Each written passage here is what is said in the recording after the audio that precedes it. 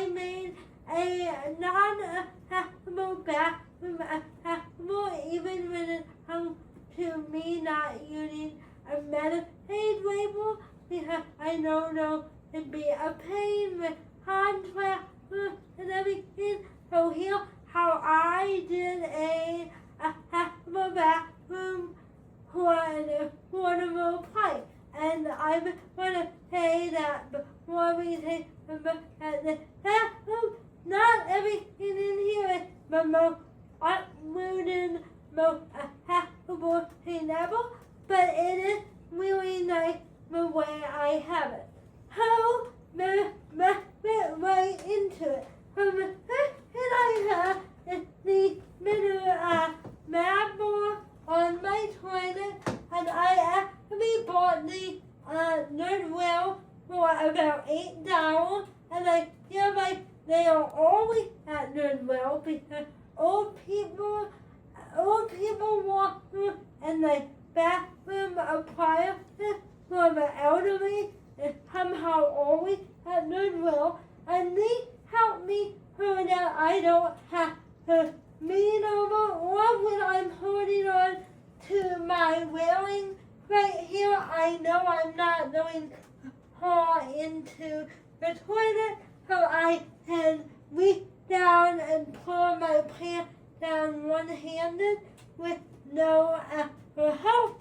On the back of the toilet, I have a padded seat, so I don't need any platform on my back. When I have to put up and do a transfer. Now I will say we did have to take some of the padding out of that because it was too padded for somebody with paralysis, but I think my dad got it on Amazon, so I will link it down below. I have no idea how much. Hopefully he knows where he got it.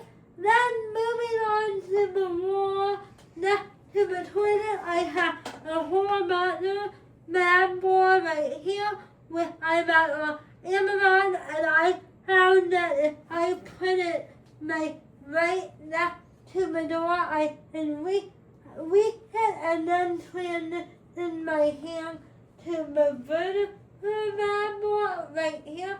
So I did this at Amazon, but you can buy it at Walgreens or CVS if it's one of those ones that you use for the elderly. Then over here, I have something very similar to a mic convert button, but it is not mic convert because mic convert you have to pay for a monthly subscription, which I think is $199.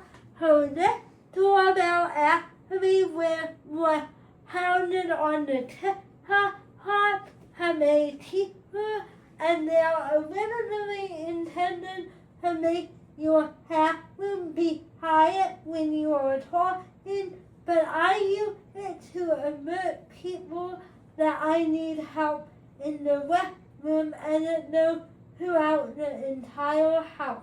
Can you hit it? And I can hopefully hit this one.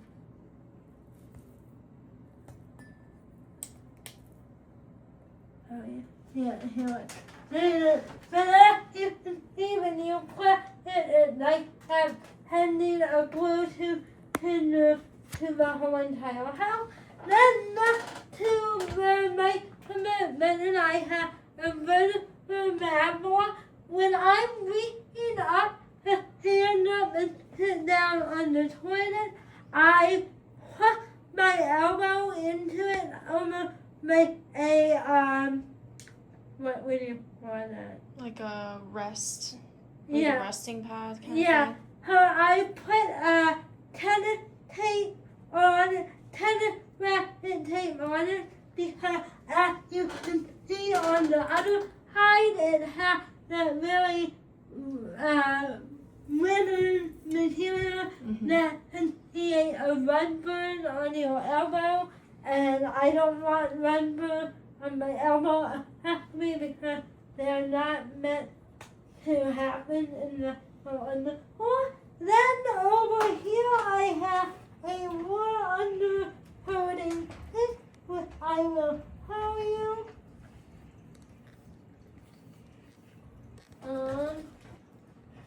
And that's the one thing about the ball, if they do make turning radius a little bit harder, but they work. So I have the turning under thing with a handle that is a pull-up handle rather than two handles that you have to twist. So that means you have to consider, and when we put it in, we made the 32 or the round that is a handle with their height.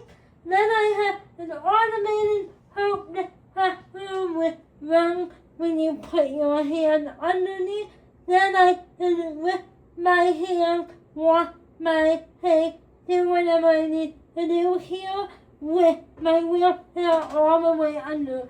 Normally it would go all the way under, but my nephew might have up here, so we have a tapping tool. That's why I can't go all the way under at this time, but that's okay, it's a good idea. And then over here is my semi-accessible towel.